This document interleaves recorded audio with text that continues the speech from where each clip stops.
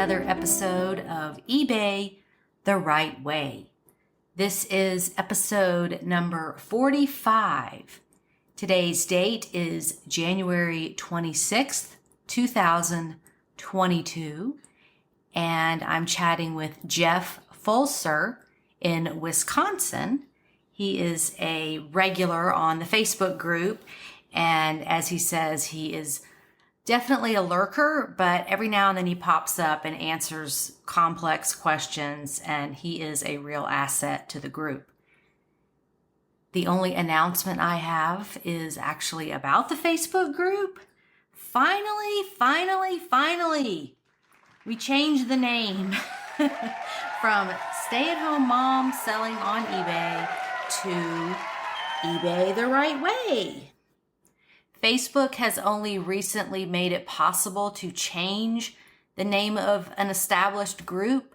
So I know it's been confusing all this time because it's not just stay-at-home moms. That is the name we chose when we started the group back in 2008.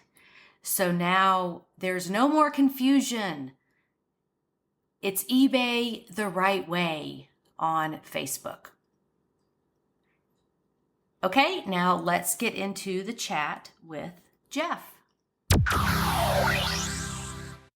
Today's guest is Jeff Fulser, and he is kind of a lurker, kind of a participant on the Facebook group.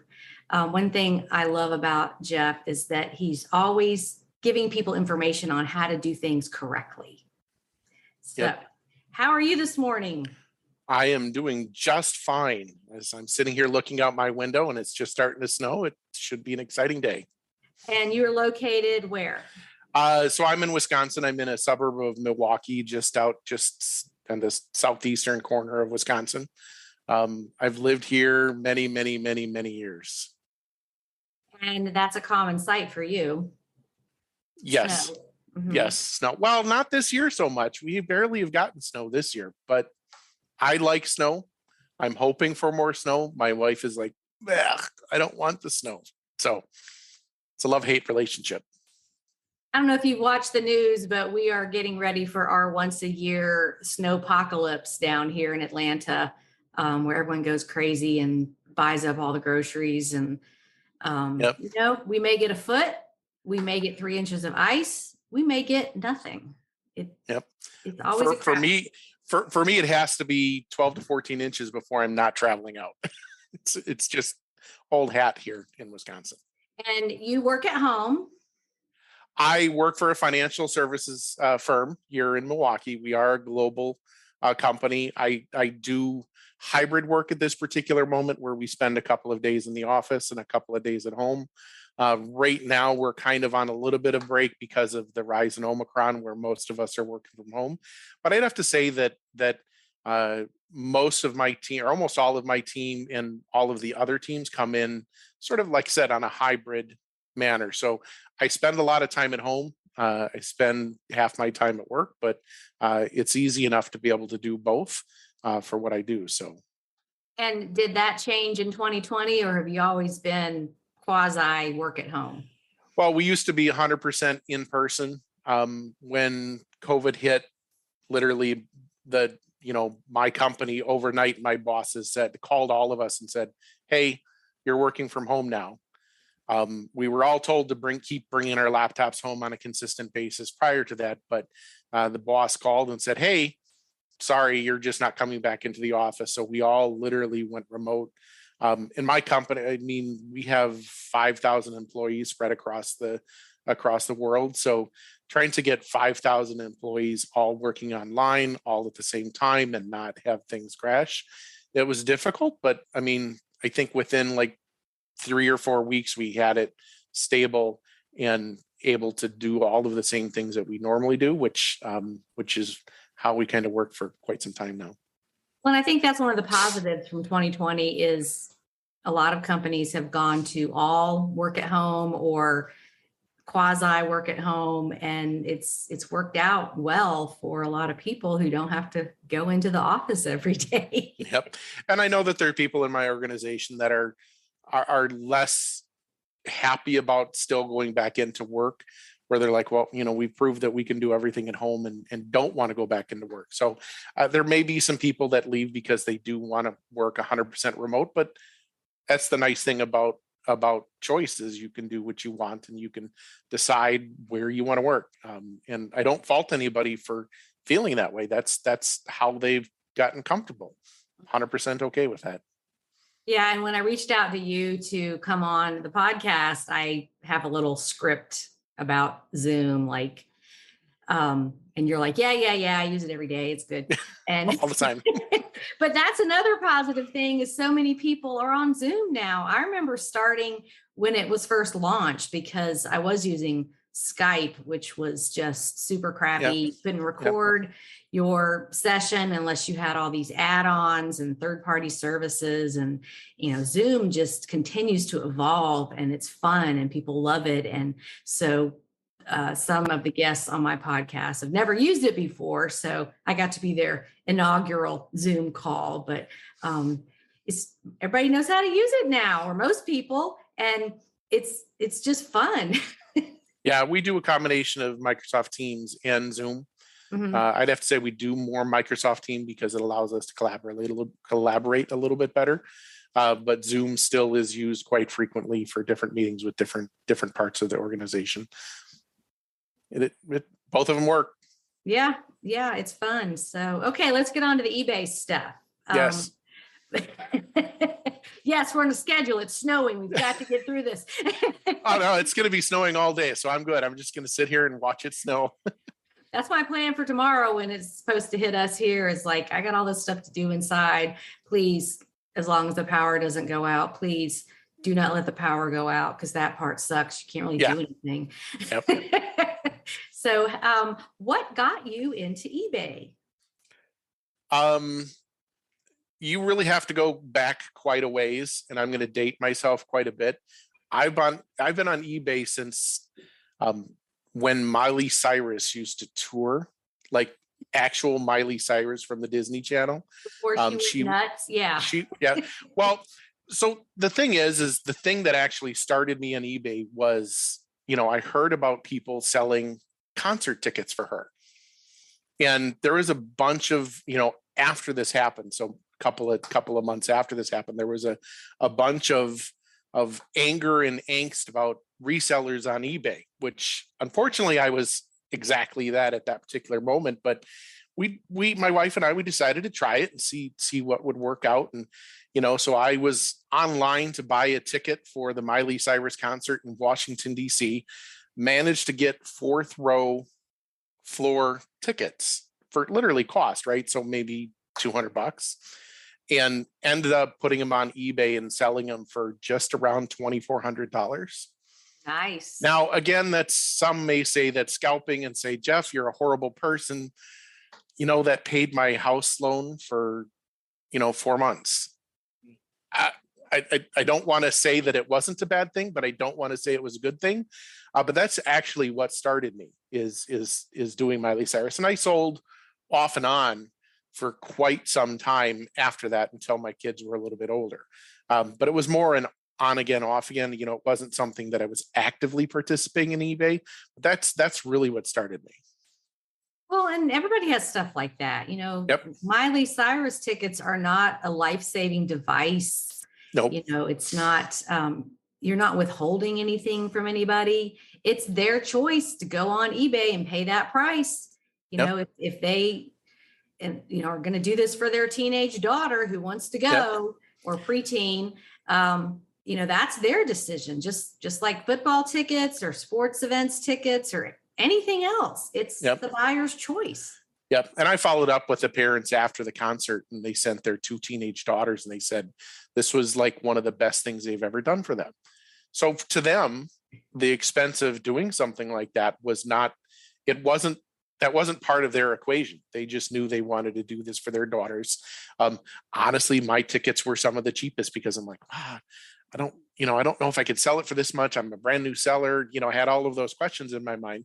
So I lowballed it quite a bit. There were people that were selling them for twice what I was selling, or at least trying to list them for twice. But the kids enjoyed it. The parents got their value of their money, and at least in my belief, and everybody was happy. Yeah. My dad is a University of Alabama alum, and for years he had tickets, and he got in on something. He graduated like 61, and he was there when Bear Bryant was there, and he had some kind of special deal on these home game tickets. Yeah. So after he got old enough where he didn't want to go to the games himself, he came up with the idea of like, let's sell them on eBay.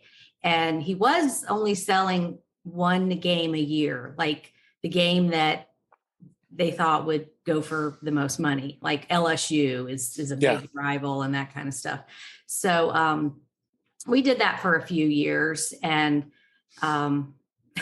like he paid maybe $50 a piece for these tickets, and there was always 4, and they would sell for over 2,000.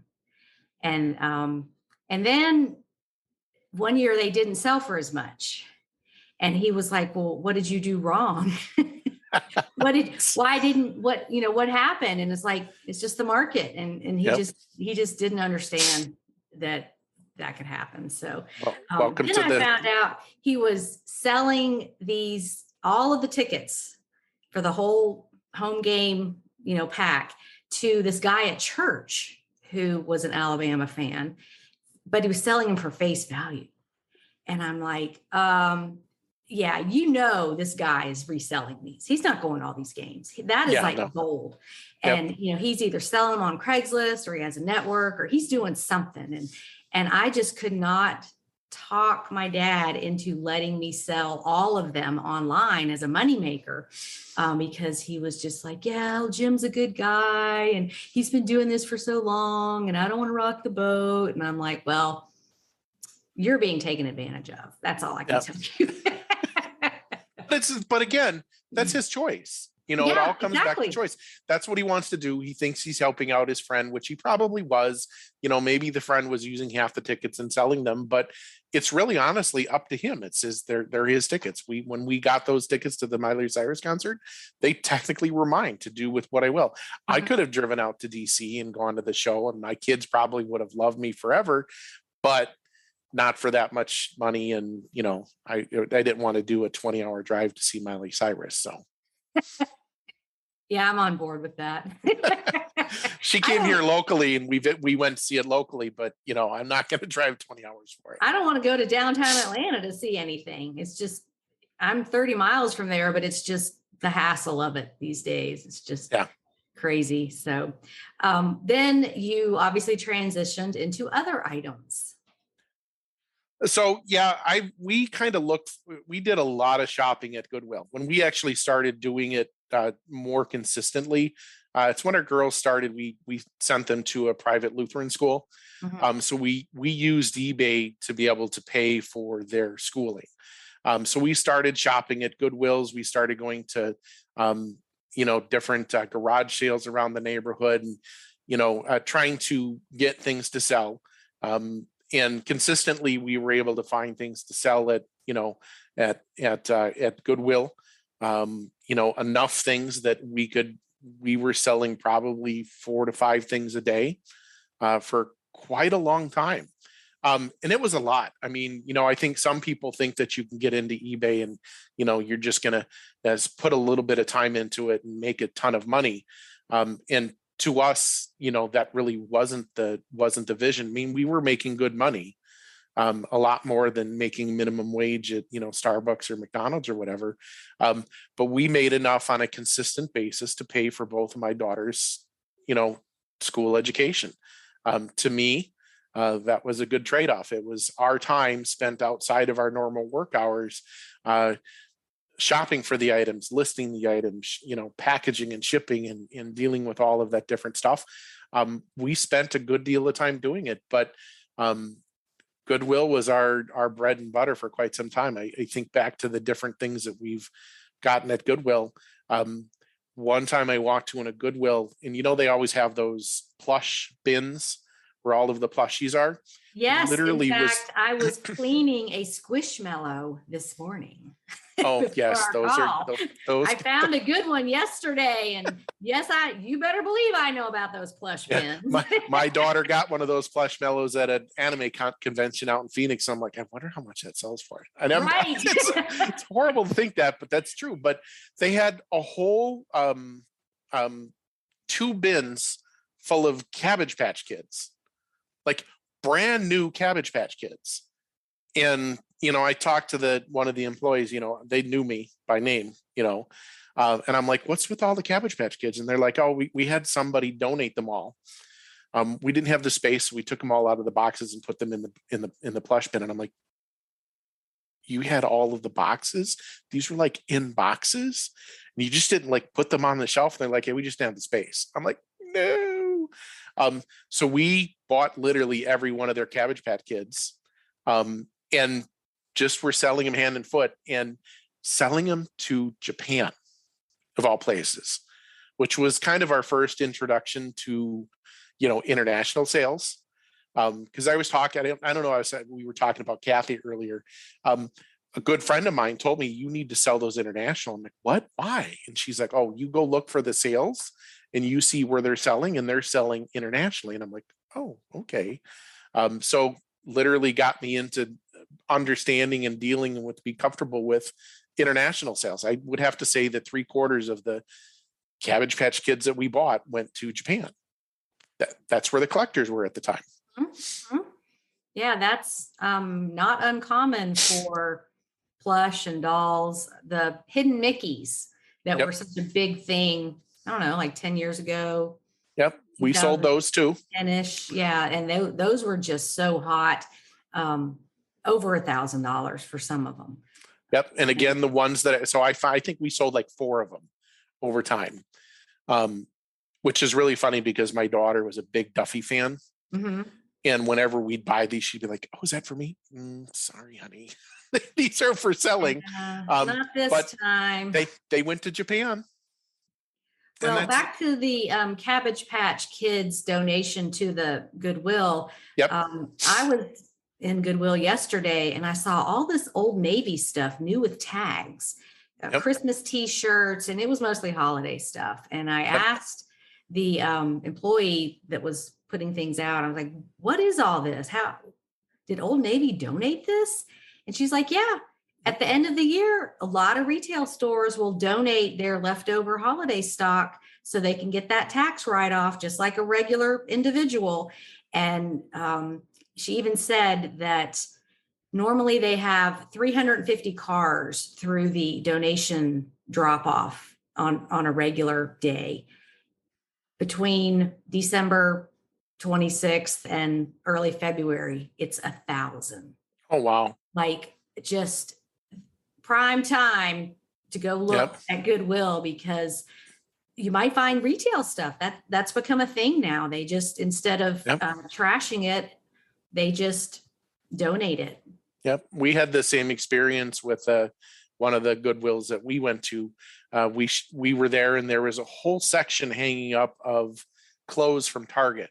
And it was a specific designer line that they had, that these must have been just the ones that never sold.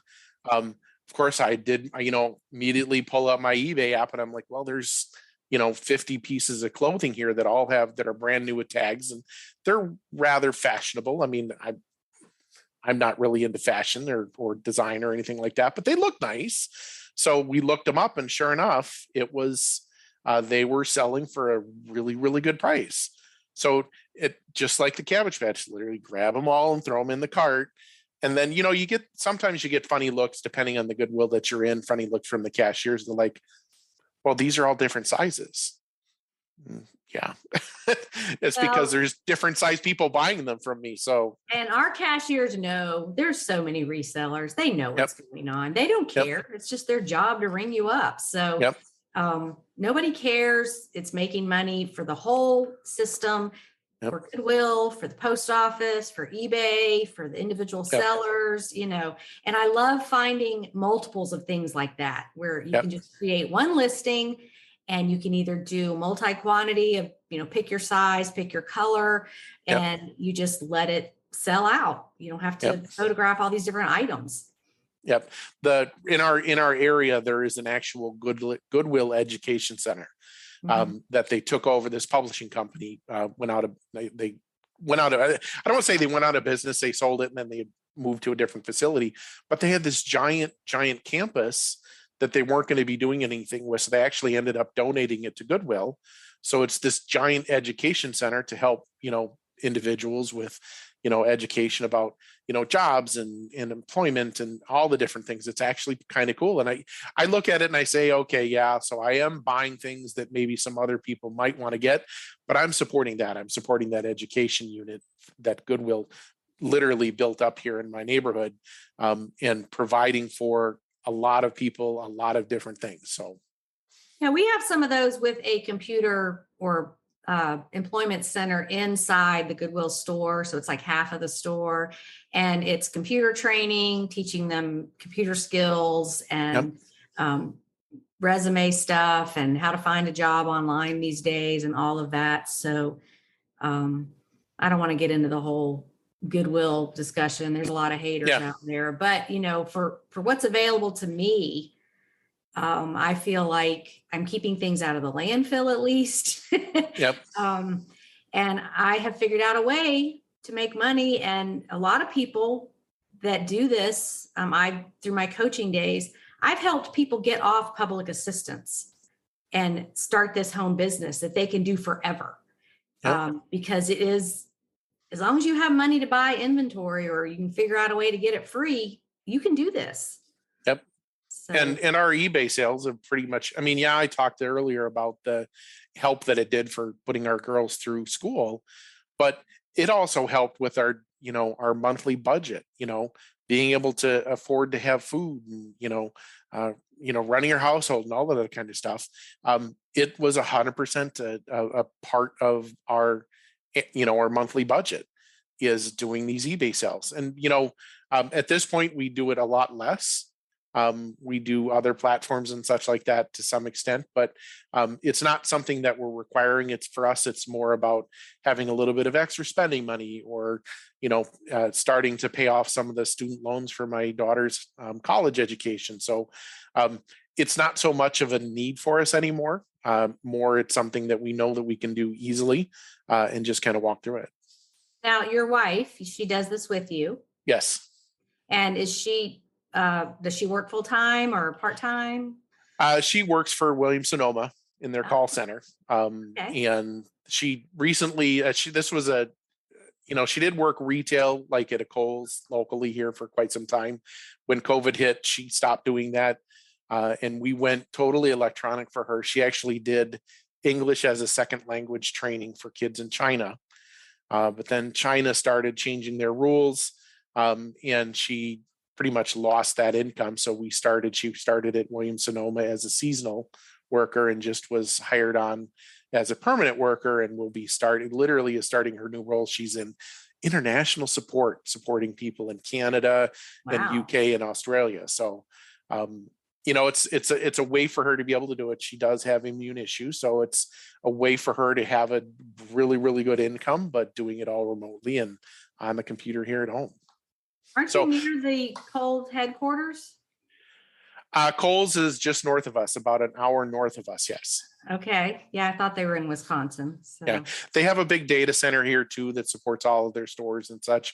I'm in IT, and their Kohl's IT is a huge giant organization, and I know lots of people that go there and lots of people that come from there, but it is a big employer here for the area. Okay, great. But we do, like I said, we do both of us do eBay together. It's sort of like a symbiotic relationship. She's good at spotting the things that can sell really well. I look for the types of things that are in your book that talks about the things to look for. I'm the kind of person that looks for those rare things. But she'll come back and she'll have a cart full of, hey, here's 4 pairs of jeans that she thinks can sell really well, or found this, ceramic bowl that looked really cute that she thought would sell. So for her, that's her bread and butter, figuring those things out and doing the listing. I'm more the tail end of the infrastructure of the business. I got a giant a giant shipping center downstairs that has all these USPS boxes and stored all of the Amazon boxes and stuff like that we've used. And that's my part of it. She enjoys more of the shopping part of it and finding things to sell part of it. You're the shipping ninja. Yes. And like I said, we're symbiotic. We both like to do different things. She just loves shopping, and she can use that love to be able to help support us. 100%, I'm behind it. I would love to find somebody like that that understands the business and can just jump in and it just works. Well, my daughter and I are kind of like that. When she first got started, she learned from me, but we sell different things. She's attracted to different things, stuff I would never pick up. And I think there is some truth to that eBay algorithm that you get buyers' eyes on listings of things that you have sold before.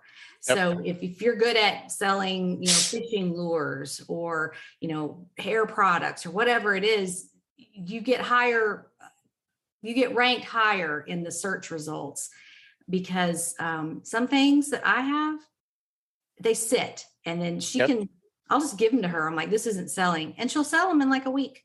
And it's just weird how that works. And I know that there is a time where we were trying to follow the whole, long jean skirts. There's a specific niche for it. Clothing, the modesty right. stuff. Yes. And I'll tell you, I found beautiful, denim skirts that were in awesome condition. We couldn't sell them for the life of us. We had a great store, so things were selling. So it wasn't as if I was just randomly trying to list stuff and hoping that it would sell. We were consistently selling other stuff, but I just couldn't get those skirts to sell. And I don't know if it was, I thought, okay, well, we're in Wisconsin, so there's got to be a lot of like for it. Of course they sell nationally, but I'm like, we just couldn't sell them for the life of me. And I know that you've also pushed like the shirts, like golf shirts and stuff like that. Oh yeah, I'm kind of out of that. That's way oversaturated. I couldn't sell worth it.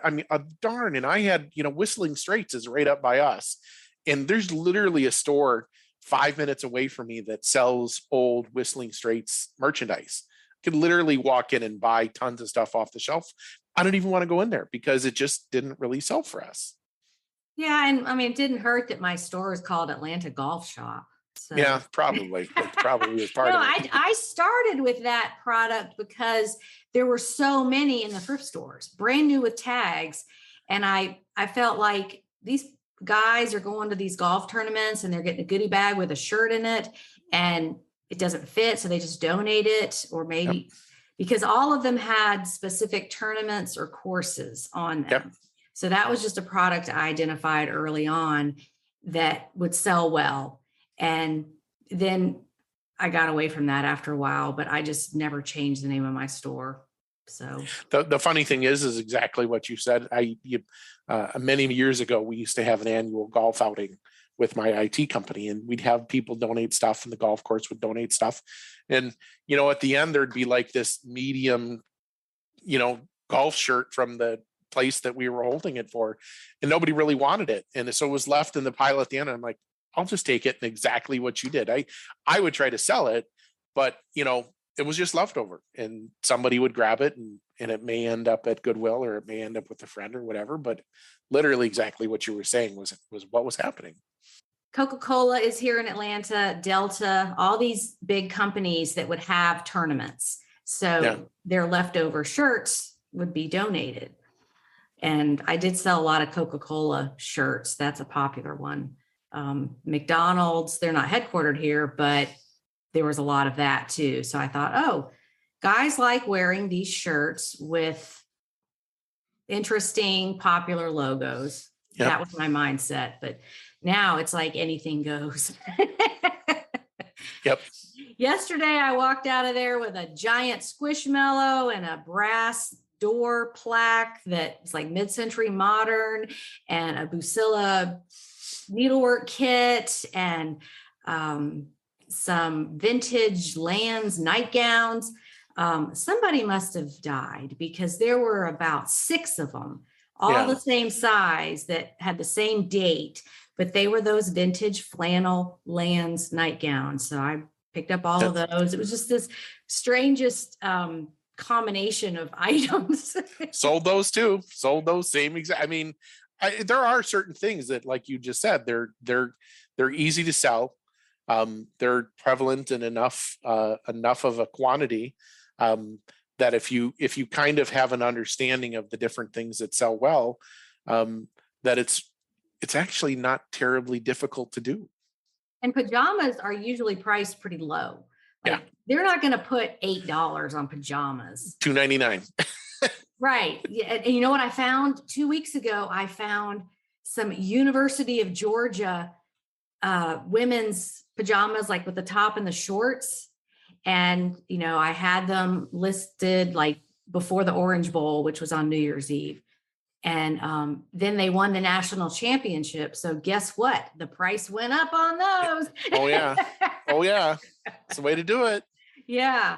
So let's talk about some things that you've sold, some of your notable sales, whether it's price or just an item that you couldn't believe sold, those kind of stories. So I've talked about the Cabbage Patch Kids. I've talked about the Miley Cyrus tickets. For a while, I was reselling equipment from my company that they were end of life cycling. I don't know if you, so there's this thing called an optical drive unit, which is a whole bunch of optical drives that financial services industries, you have to use this particular thing to be able to store your data. So it's this 6 foot tall machine that's 4 feet wide that has, 3 dozen of these drives and all of this other electronics equipment. And I was talking to one of our server managers and he's like, oh yeah, we're going to be, trashing those. And I'm like, can I have it? And he's like, sure. All you got to do is, we'll put it down on the loading dock and you just got to come and take it.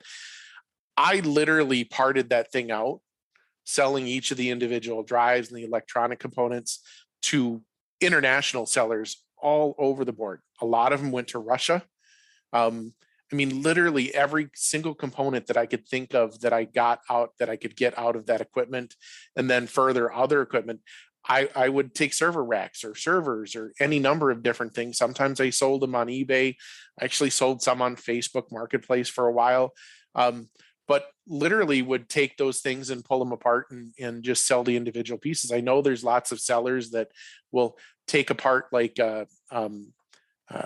household goods, like blenders and coffee makers and stuff like that.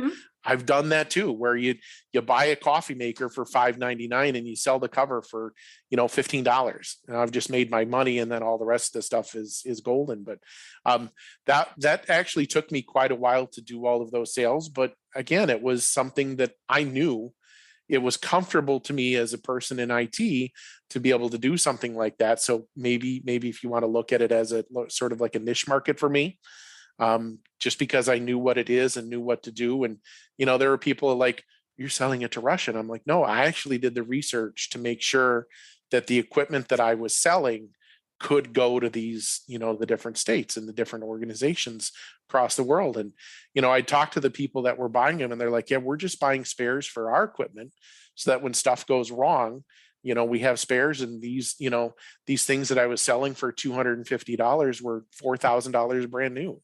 So that is a great point, that parting out items, the person may not need it right now. They may have that old Jack LaLanne juicer, which I have. It's like 15 years old.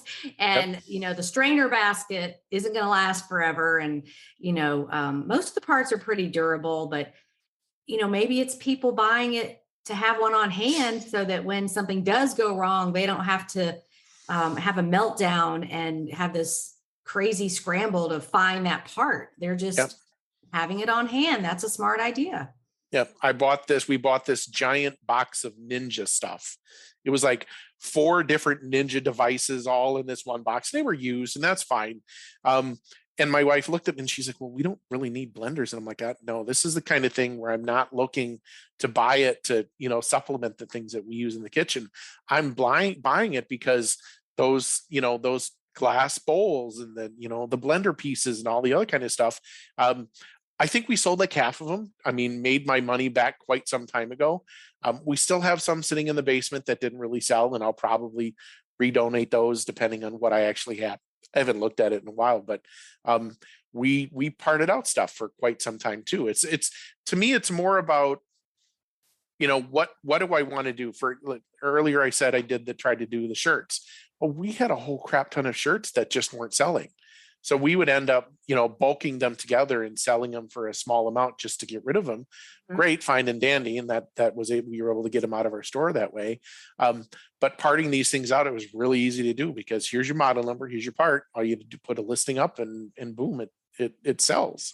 Well, and if you have like an older KitchenAid mixer or Salad Master, those things that have a zillion parts.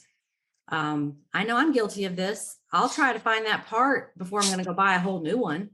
Yep. And I just went through this with my car. I drive a 2008 model. I love it.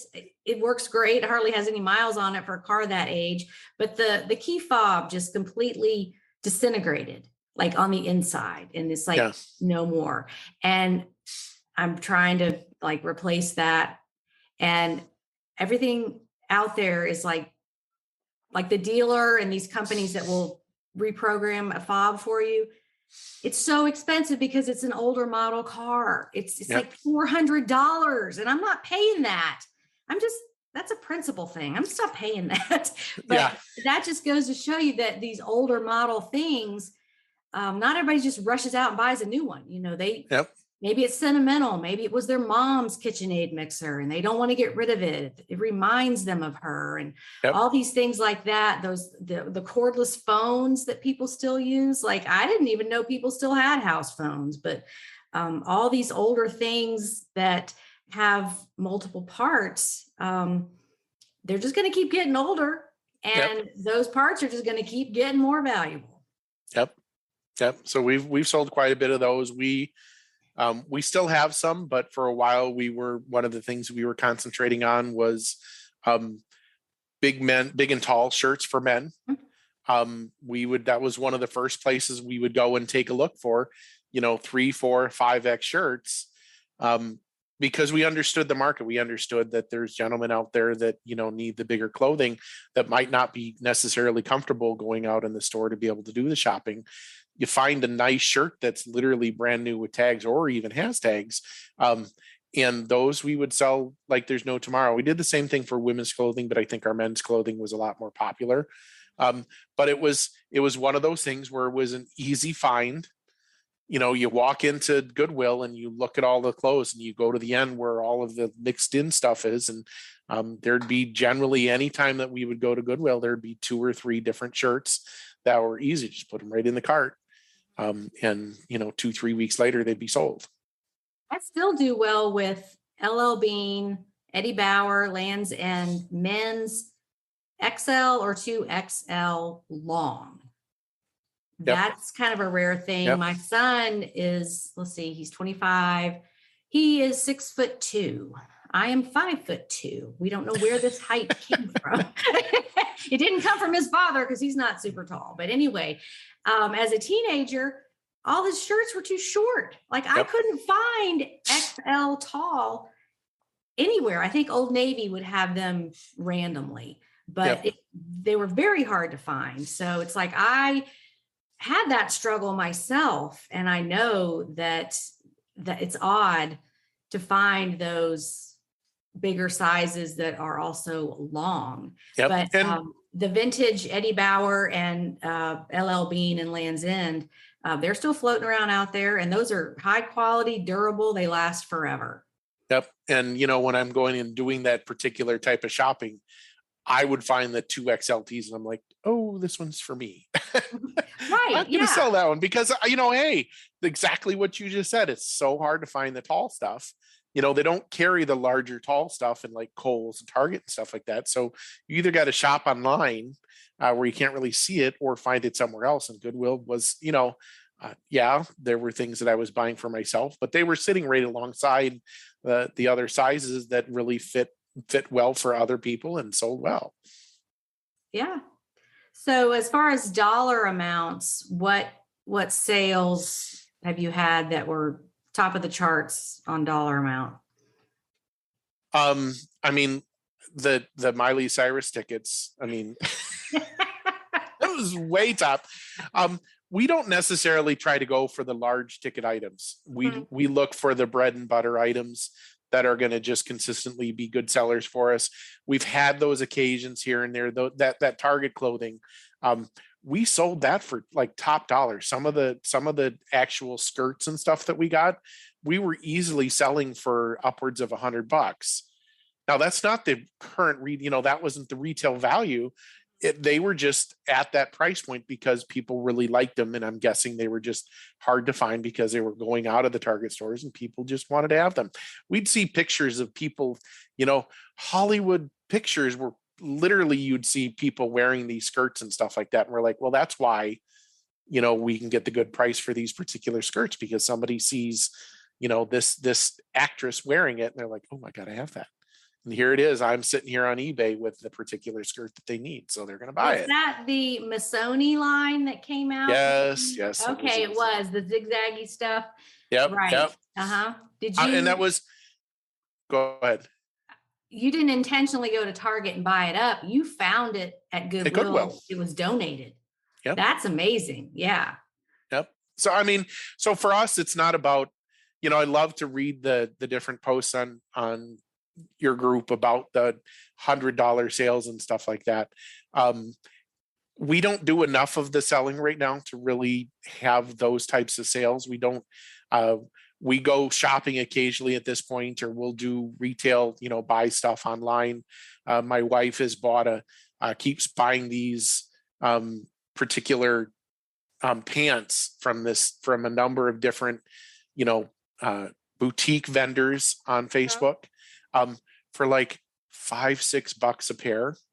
And we're turning around and selling them on Poshmark. And we have sometimes we listed them on eBay, but mostly Poshmark for $25 a piece. So the whole retail arbitrage is a way for us to be able to get something online, turn around and sell it for a higher price. And that, I think part of it is we're willing to let it sit for a little bit.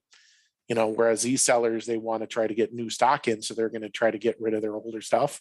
It works for them, works for us, and provides us that capability. So I don't really have like giant surprising ones. I sold some train equipment that I found at an online auction. I paid like $40 for this train set and ended up selling it for $250. But we don't have a lot of those. Those are far and few between for us, but I'm okay with that. I'm okay with the, selling 10 items and making a $10 profit on each of the items, because that's easy for us to be able to do. It's, it's a pattern for us. Would I like to be able to have the bigger sales? Sure. I don't honestly put enough time into it that I think I'm going to find those. There's probably good reason for me to look at buying your book that has the listing of all the things to look for. I hope that I developed enough experience to look for all of those things. But if we did more shopping, if we did more actual working on this, that's something that I think would be valuable for us to have. But for right now, we're just comfortable with what we have and how we sell. We probably sell at this point, maybe a handful of things a week at this point. Which is still 100% okay. That's funny money, spending money for us at this point. Well, and you're all about consistency. You've been doing this business a long time. You've had periods of time where you did it more, and then you backed off because your expenses changed. Like your girls graduated from their school and went on to other things. And I see that a lot. That's one of the benefits of eBay, is that you can come and go as you want to. And you mentioned the online retail arbitrage. That is so available now. I used to teach that when I was doing the coaching to disabled people who couldn't get out, they couldn't drive, whatever their issue was. And that was 10 years ago. So, you just have to figure out how to look for the things, where to look, and find the specific types of products that make sense. Because if you're buying it online, it's going to have to be shipped to you, and then you take the pictures and put it on eBay or whatever site you're selling it on. So, it's not going to be big, heavy things, because that's going to eat up all your profit with having it shipped to you. But there are so many ways to do that online retail arbitrage now that in the last 5 years, Facebook Marketplace has evolved. Yep. Where people ship Yep. things, and there's online auctions because of COVID, like, estate sales are open to online buying, and all these things that weren't there before Yep. are available to anybody now. Yep. And I've seen a couple of posts on your group recently, probably within the last couple of weeks, where people are saying, I don't have any Goodwills around me, or, I can't get out because of XYZ. That's where I think, and I've seen these comments, where the retail arbitrage is actually a valid way to be able to do it. It's maybe not as easy as walking into a Goodwill and finding the Squishmallow and, those easy kinds of things. Takes a little bit more work, but it's not doable. It's not something that's impossible to do. You just have to spend a little bit more time and energy to accomplish that. And if you need the money and that's all you can do, it's certainly a way to be able to generate that type of income. And it's going to take work, unfortunately. I mean, and the one I keep hearing is our Goodwill is marking stuff up so high that we can't flip it. And yes, I totally agree that that's going on, or they're pulling the stuff for the Goodwill online. Yep. But that doesn't mean you can't go to Goodwill online and buy it, be the only bidder on a $10 item, and then flip it for $50, because I have looked at that just to see what's on there. And there's a lot of things that go unsold. Yep. That here you could flip, like there's enough margin there to flip it. Yep. And here's the best part about that whole entire vision. We have a Goodwill boutique downtown here where I live. I mean, literally they've gone and they've done exactly that, where they've done and pick and choose the nicer items and the brand names and, the things that they think can sell for a lot of money. I can walk to that Goodwill boutique on my lunch, and I have done this when I was in the office, but they have a discount section for stuff that they've pulled that they haven't been able to sell. And guess what? It's now at regular Goodwill prices instead of the boutique, $24.99 for this shirt. No, I'm not going to pay $24.99, but you now have it discounted for $6.99. And I know based on that brand and that style and that quality that I'm going to be able to grab that and turn around and do the same exact thing, where I'm just going to resell it. Yeah. And I go back to the 1,000 cars a day. Yep. Like, I know everyone's Goodwill isn't like that, but they're so overwhelmed with inventory, they can't catch everything. And then it depends on the person who is evaluating it and pricing it. What if you get a brand new person working that day and they don't know all this? They don't know to pull these things. I'm sure they have a list of, Lenox and Waterford and Ralph Lauren vintage, and they probably have a list they go by, but still there's so much inventory to process that they cannot pull everything. Stuff slips through all the time. You say Ralph Lauren, and I remember for a considerable period of time we were like, what is it? Ralph Lauren Black, the black label or the purple label or whatever. Right. Black label and purple label. We would literally go through a whole entire section of Goodwill looking. I mean, that's all we'd look for. Boom, boom, boom, boom. Cashmere. Boom, boom, boom, boom, boom. And you got so good that I got so good at it that I could literally walk down an aisle and brush my hand up against all the sweaters and could identify the cashmere just by feel. You'd here. Yep. There's one, again, I think it's, the whole lather, rinse, repeat, you become accustomed to it. It's super duper easy to do. Yeah. And you just never know what's going to pop up in front of you. Yep. I find items all the time that I cannot believe are on the sales floor. I'm like, ooh, yeah, I'm getting that. Like that Squishmallow thing. It was a big one. It's like 20 inches. Yep. And those are selling for 50 to 100 right now used. And it was just sitting right there in the plush. And the tag had a date of 2 days prior. So maybe that was when it was tagged and wasn't put out till I got there. But I think about 5 people in the store said, "Oh, you found one. Oh, you found a squishy." And they were like, "Oh, so impressed." And I was like, yeah, today's my lucky day. Because that's the thing right now. Everybody's looking for them. And Yeah. there he was. And that Bucilla cross stitch kit was just sitting right there for $2. And it's not one of the highly sought after ones, but it'll sell for about 50. And Yep. I found those 2 things in 5 minutes of walking in. So I was like, okay, I'm looking at everything in here today because the mojo is on my side. And why not, right? Right, right.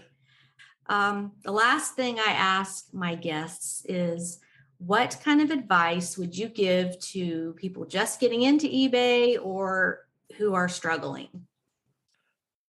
I say this a lot, and I know you've seen me post this numerous times in the groups. We are a business. You are literally, this is a business for you. This is, you are there to be able to buy things and sell them, make a profit, and come away, and be able to support your family or do whatever you need to do. 100%, you have to take the emotion out of it. I see so many people getting frustrated with, oh, this buyer said this and they were so angry, and they want me to refund this shirt and I shouldn't have to refund it because it was blue and they thought it was purple, and what why fight with it? If it's a cheap item, just say, here's your refund, take it back. We're all supposed to be filing these as taxes. That's a write-off. It's a loss. You're a business. Write it off on your taxes. Move on. List something else. And I think that's one of the most valuable pieces of advice that I've always kept telling people is, you just need to look at yourself as a business and act like a business. You can't let people get your anger up, because literally they're looking at you as a business. You're no different than Kohl's or Target or anything like that. They expect service and reliability from those people. They expect the same thing from you, whether or not you feel that you are or not. That's the vision that people have for coming to you to buy your things. If you sold them an item and then they got it and it was got a big rip in it and you didn't notice it before, and they're angry at you, well, I'm sorry, they have the right to be angry with you. You missed something. So make it right, make the customer right.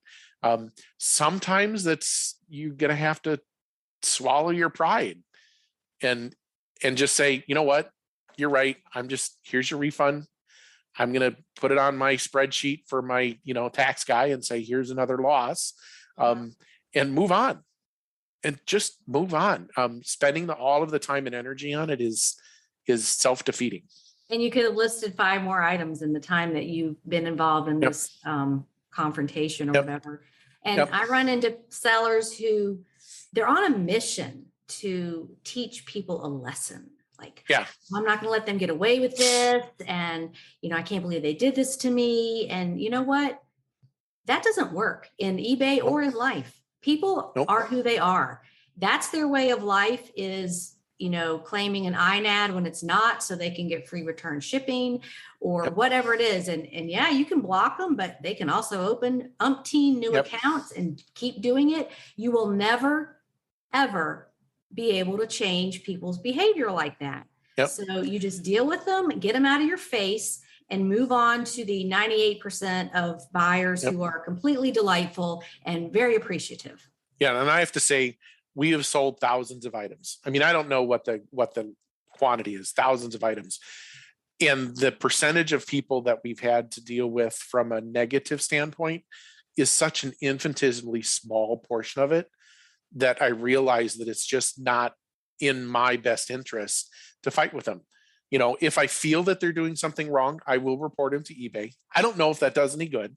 I'd like to think it does. I'll report them to eBay. I'll do the refund and say, sorry. And just literally, I might block them, and move on. I think maybe in our times, my wife and I's times of selling, there's maybe been like 3 or 4 times that we've actually argued with the seller about what they were saying and how they were presenting it or what have you. But in the end, even those, didn't accomplish anything. It just got us riled up, got the seller, got the buyer riled up. What did it accomplish? Nothing, absolutely nothing. So if I had to give any advice to somebody, is getting into this business is exactly what it is. You're a business. Treat it like a business. Treat your customers as customers. That's literally all it is. And there's a whole bunch of other stuff that goes around selling. But to me, when you're trying to make money doing this as a business, the only way to make money is to list items and not to argue with customers or buyers. You're not making any money. Yeah. And time is your most valuable resource. It really is. You've got to pick where you want to spend your time and energy, because, and you probably know this, I think we're around the same age. As life goes on, the days get shorter, the years get shorter. And it's like, you really have to intentionally choose how you want to spend your time. And I'm just not going to fight with somebody over a $2 item. It cost me $2. It cost me $6 to ship it. Give them their money back. They'll go away. They'll move on to somebody else. I usually do block them just because I can. Why not? You can. That's the only retaliation I have. Yep. But that's my first question to people that say, oh, this happened. And it's this whole long story of this and that and the other. And I'm like, okay, first question is, how much did you pay for it? And they'll be like $1. I'm like, just refund it. Move on. They're looking at the $50 they're not going to make because they have to do the refund. And I'm looking at, what is your investment so far? It's $1, your time to list it, your eBay fees, and the shipping, which might be $5, $10. Is that worth your time to fight this battle that you're not going to win and get all upset about it and have it wreck your whole day? No, it's just not. Yep. And I think one of the other things that I would give people as advice is, don't be afraid to try new things, selling new things. Like we tried the shirts, didn't work for us. So you move on to something else. We try the men's clothing. Well, that works for us. So we're going to keep doing it as long as it continues to provide value to us. But also, eBay is not your only outlet. I know this group is for eBay, but we sell on Poshmark. I've sold on Amazon. We've sold Facebook Marketplace. We sell on Etsy. You need to diversify in order to be able to, if you've got ideas and thoughts and ways to be able to sell on those different platforms, don't be afraid to try it. It can't hurt, and you could maybe find that you're a better seller on Poshmark than you are on eBay. Fine, do it that way. Whatever works for you. But I think that advice of you're a business is always going to cross any of those platforms, and no matter what you're doing. Exactly. And I agree with you 100% to try different things. And I did Amazon for 5 years. I did Etsy for a couple of years. I do Facebook Marketplace off and on. And, but me personally, I have other streams of income. I have writing, I have my school, all the different things. And I just feel that my passion is eBay. And that's what I know the most about. So I'm just drawn to that more. Like my daughter does Poshmark. She does other sites too. But I feel like I'm spread thin enough as it is. Because the way my mind works is every time I figure out something else, something new, something different, I feel like, oh, I got to make a video about that. I got to make a class about that. Other people should know so they can make money on this too, because I can't get all of it. So I'm just like driven with this passion to teach it. And so that's kind of my other streams of income revolve around the teaching. But I agree with you 100% because, hey, eBay could go away one day and, you need to have a plan. What else can you do? Yep. Yeah. Go with your strengths. Yep. Okay, Jeff. Well, it has been a pleasure to finally meet you after all these years. And have this chat. And I know you're not on the group that often because you're working. You're working all day. I lurk quite a bit. You may say I'm on the group every day. Okay. But I don't necessarily always have something contribute. I try to contribute where I can. But in the grand scheme of things, I'm more a lurker right now.